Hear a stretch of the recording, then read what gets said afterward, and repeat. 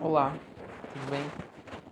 Eu sou o Paulo Freire e nesse vídeo de hoje eu quero falar um pouco acerca de um tema que eu tenho lido e estou escrevendo também sobre ele, já escrevi um pouco na verdade, que eu achei bem interessante, que é a questão da negação da realidade, mas num sentido literário, sentido de fuga de um contexto pesado, de um contexto difícil de lidar por meio da literatura, entendendo a literatura não só como a literatura clássica do romance de ficção, mas entendendo como a fantasia também em meio a tudo isso, um realismo mágico, digamos assim, e o elemento poético, que eu acho que funciona muito bem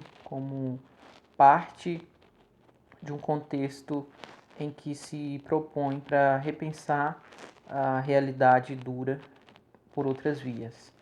Pensar questões políticas dentro de um contexto, como a gente encontra nesse livro aqui, no Terra Sonâmbula, do Miyakoto. Foi um livro que eu li recentemente e que me pegou muito, assim, num sentido tanto político, de o Miyakoto publicar esse livro ali já no finalzinho de um contexto de guerra, né? Que ele passou é um cara que passou a infância e, digamos, boa parte da vida dele, não a infância, mas boa parte da vida dele em contexto de guerra em Moçambique contra a dominação, né? Uma guerra pela libertação moçambicana para se tornar um país livre. E eu acho que isso é um marco muito forte na literatura do Miyakoto, principalmente nesse livro que eu li recentemente, porque os elementos de guerra estão presentes no texto, no livro, porém o Mia usa de artifícios poéticos e fantasiosos, digamos assim, uma mística em algum aspecto também, para poder lidar com aquela realidade. Então, a gente está falando aqui no Terra Sonâmbula de um contexto em que, na obra, a gente acompanha duas histórias, na verdade. A história de Muidinga e Tuari, que são dois sobreviventes, digamos assim, de um contexto de guerra. E esses dois estão juntos tentando sobreviver em toda essa destruição, em todo esse contexto. E um escape, tanto para eles dois quanto no próprio contexto da história da Terra Sonâmbula, são, na verdade, os cadernos de Kinzo, que aí a gente já entra em outra história. É uma história dentro da história. E a gente passa a acompanhar o Muidinga lendo os cadernos e a história do Kinzo dentro da própria história dele mesmo.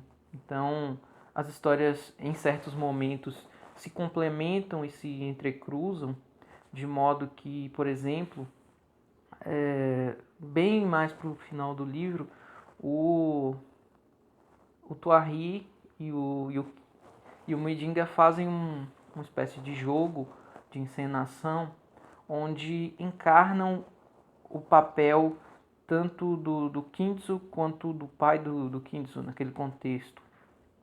E a gente percebe como que funciona como um escape da realidade, uma negação daquele contexto de guerra por meio de uma via fantasiosa. E como que o Miyakoto consegue inserir uma questão muito forte da poesia nisso tudo.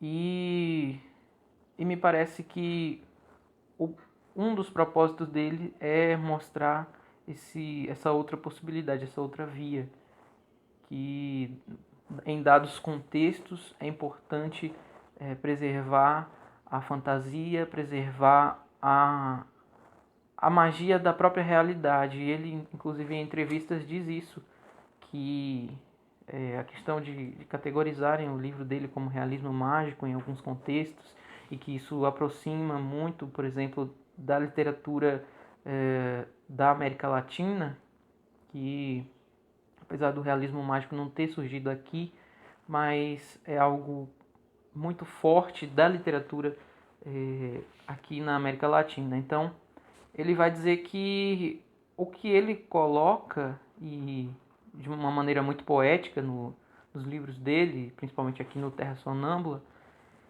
é a realidade, e a magia é da própria realidade. Então, eu acho que é esse olhar poético sobre a realidade que possibilita que se veja uma realidade por outra via, o que eu chamei aqui no início de negação da realidade, mas pode ser não no sentido de negar puro e simples, mas de restabelecer e de criar novas possibilidades, novos pontos de vista sobre a realidade.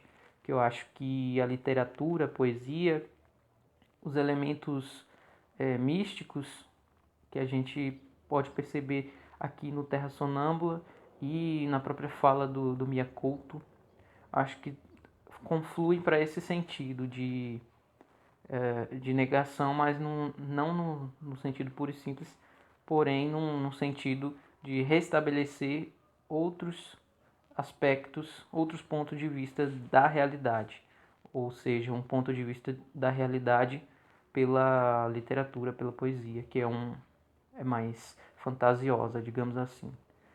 Então, deixo aí a recomendação da leitura do Terra Sonâmbula, pensando inclusive, e foi uma coisa que numa entrevista do Mia Couto, a entrevistadora, não lembro quem foi, disse que talvez falte esse elemento para a literatura brasileira, por exemplo, falar do período da ditadura por um viés é, é, poético e fantasioso também.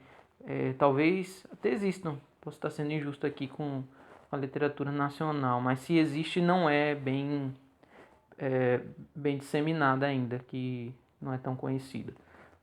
Pelo menos eu não conheço livros que tratem do período da ditadura, um processo de reconquista política depois, né, com restabelecimento democrático. Eu acho que falta ainda na literatura brasileira a gente ver esse lado, inserir a poesia e a fantasia para pensar elementos políticos de maneira mais forte, potente.